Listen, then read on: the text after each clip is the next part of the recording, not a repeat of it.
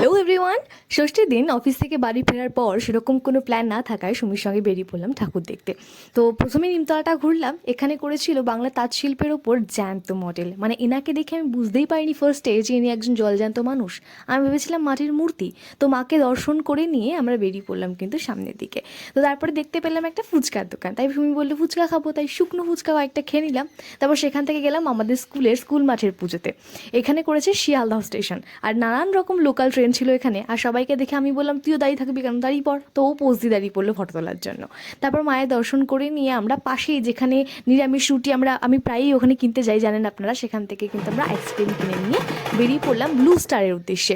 এটা হচ্ছে ব্লু স্টারের মন্দির। এখানে প্রত্যেক বছর ঢাকায় সাজে মায়ের সাবেকি রূপটাকে ফুটিয়ে তোলে। খুব সাধারণ কিন্তু খুব এলিগেন্ট একটা রূপ। তারপর অবকাশ ক্লাবের ঠাকুরটা দেখে আমরা বাড়ি ফিরে যাই। আপনারা কমেন্টে জানান আপনাদের পুজো কিরকম কাটলো।